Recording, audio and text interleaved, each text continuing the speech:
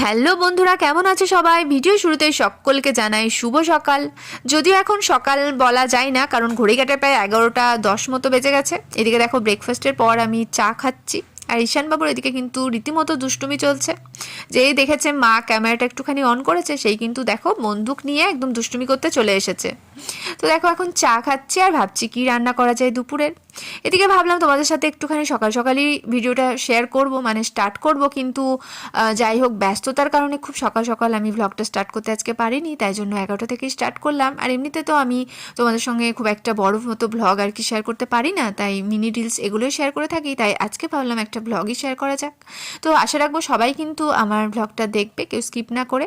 তো দেখো, এখন মূলোর শাক নিয়ে বসেছি, মানে মূলোর শাক রান্না করব, আর যার সাথে পালং শাকও আছে, কিন্তু তোমাদের দাদাভাইয়ের মূলোর শাক একটুখানি বেশি ভালোবাসে। এমনিতে শাকসবজি এগুলো তো জানোই তোমাদের দাদাভাইয়ের খুব পছন্দের, তাই জন্য এক গাদা গাদা নিয়ে আসে। তো দেখো, পালং শাকটা রয়েছে, কিন্তু পালং শাকের ঘন্ট আজকে করব না। আমার কিন্তু পালং শাকের ঘন্টটা বেশ লাগে শীতকালে। তো মূলক শাকটা যেহেতু এনেছে, সেহেতু নষ্ট তো করা যাবে না, তাই না বলো? কেনা জিনিস কি নষ্ট করা যায়? আর আমার নষ্ট করতে কিন্তু একদম ভালো লাগে না কোনো জিনিস। তো দেখো, এখন মূলক শাকটা আমি করছি, তো একটুখানি ভাজা ভাজা করেই করবো। আর এটা শাকটা কিন্তু আমার আর তোমাদের দাদাভাইয়ের জন্য, মানে তোমাদের দাদাভাই তো অফিস চলে গেছে সকালেই, তো ও এসে খাবে, কারণ খুব সকাল সকাল তো শাকটা এগুলো কেটে রান্না করা যায় না।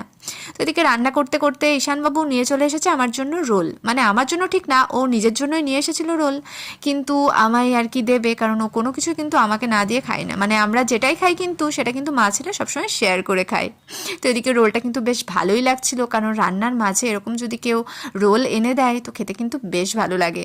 তো এদিকে দেখো, ভাজা ভাজা করে একটুখানি শাকটা করছি আমি, সেরকম কিছু দিইনি, 5 ফোড়ন লঙ্কা আর একটুখানি নুন আর হলুদ। আর এদিকে সকালবেলায় তো আমি রান্নাবান্না করেইছি, তো তোমাদের দাদাভাই তো সকালবেলায় অফিস গেছে, প্রায় 9টার মধ্যে তো খেয়ে নেয়। তো সকালবেলায় করেছিলাম ডাল, তার সাথে আলু ফুলকপির তরকারি, আর করেছিলাম ভাত আর একটা ভাজা। তো এদিকে দেখো, চিকেন আনা হয়েছে, তো চিকেনটা মা আর ছেলের জন্যই আনা হয়েছে, আমাদের দুইজনের জন্য হবে। তো চিকেনের ঝোলটা এখন করছি ঝটপট। এদিকে আজকে একটুখানি তাড়াও রয়েছে জানো তো, কারণ ঈশানবাবুর স্কুলে যাব, স্কুলে একটুখানি ছোট্ট দরকার আছে, মানে ছোট্ট কাজ রয়েছে, তো তাই জন্য প্রায় ঘড়ি কাটে তখন 12টা মতো বাজছিল। এদিকে আমার দেখো চিকেন রান্নাটা তখনও হয়নি, আর এদিকে আমি 12:30টার সময় বেরোবো, ভাবো কাণ্ড।